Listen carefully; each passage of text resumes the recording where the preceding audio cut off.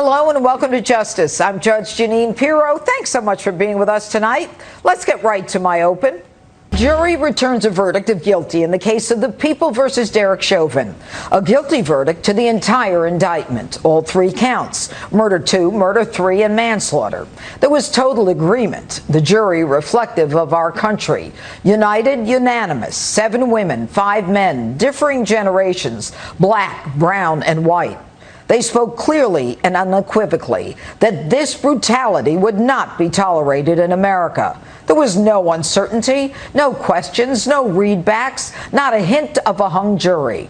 A deliberate, determined, courageous, and united jury spoke for America. The justice system shone bright and strong that day. It proved beyond a reasonable doubt that Lady Justice was indeed blind, that justice would be meted out fairly and without favor. But it wasn't enough for some. It wasn't enough for leaders in our country who believe that America is fundamentally racist. America has a long history of systemic racism.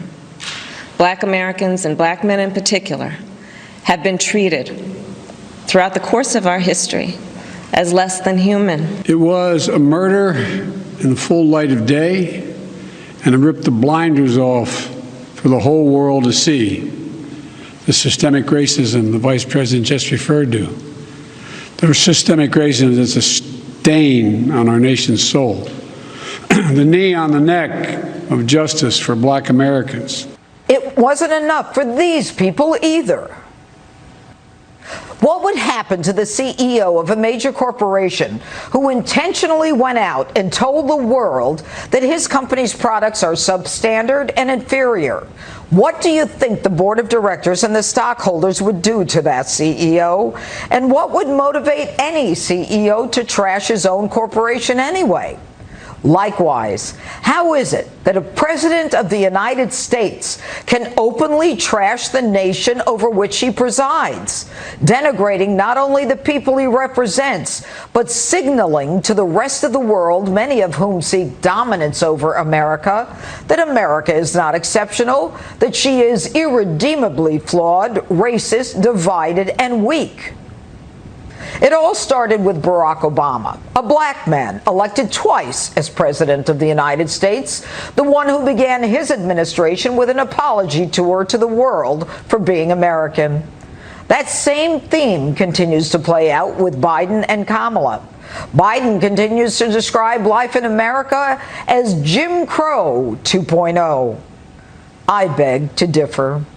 620,000 Americans gave their lives in a civil war to end slavery. We passed a civil rights law in 1964 confronting inequities. In fact, every day we pass laws to address failures, always cognizant of how we can do better. Yet today in America, you're either a victim of generations of hate or a racist and white supremacist. Now, the ones blamed as racists are law enforcement. The people who risk everything every day are the ones condemned on a daily basis. But the more the left seeks to defund the police, limit police arrest powers, and order stand-down orders, the less safe communities and the more victims there are. National crime statistics are proof positive that homicides are up in the largest cities in our country. Those cities, not coincidentally and invariably, are run by the Democrats. So why do Democrat leaders allow so much unrest and crime without sanction or consequence? What do they get out of that? So why the ginning up of hate?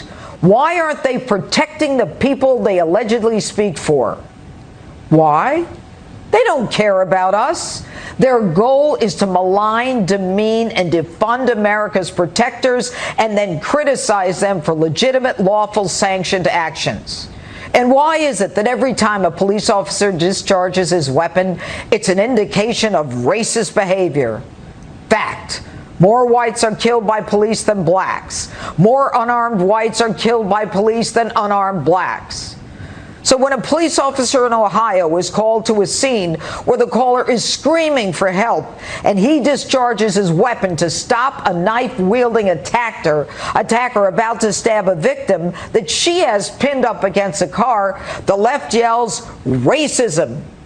Should the police have allowed her to complete the crime? In which case, she would have yelled racist for not protecting a black life. But my favorite are the fools who know nothing of what they speak but are ready to take sides. You know the ones who pontificate and talk the talk, saying ridiculous things like this.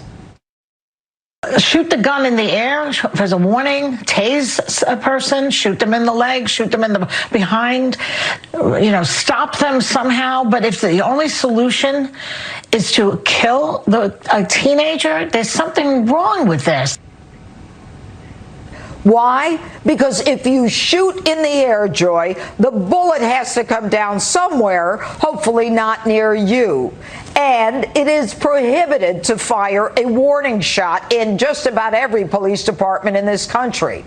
And also the leg is a narrow target, and the victim is right behind that leg. So police are trained to shoot at center mass. And the taser requires 2 prongs and the cop is too close. Let me add something, Joy. The police weren't just cruising the neighborhood looking for, as the left calls it, 2 kids fighting. This wasn't just kids fighting. This was a suspect about to plunge a knife into the neck of a victim. The police officer had a fraction of a second to save a life, and instead of commending him, he is deplored by you as a racist. My favorite is Valerie Jarrett, who wants to know why a cop used a gun to stop a knife fight. Maybe she needs to stop watching those old Indiana Jones movies. Does she want us to now strap machetes to officers' gun belts? Admit it. No one on the left even talks about the 7-year-old shot dead while sitting in a McDonald's drive-thru. That 7-year-old and scores of children and babies who have been sacrificed because of the left. So get out of your political ivory towers and face the fact that there is a war going on in the streets of this country and all our cities, that the escalation of violence in Democrat cities are a reflection of your racist, cop-hating agenda. Criminals are emboldened by your demonization of police as racist, by the defunding of police, by ignoring and laughing at the abuse of police instead of prosecuting those who abuse them. The virtual elimination of bail affirms the criminals' belief that they can reoffend with impunity. The Soros-funded DAs allow many defendants remediation and not prosecution, again reaffirming their priority over the victim they victimized. Democrat mayors are just fine with the stunning escalation of violence in their cities. And Joe Biden and Kamala Harris are just fine trashing this great nation. After all, divide and conquer is just what they want. Chaos is essential to take over. And that's my open. Let me know what you think on my Facebook and Twitter.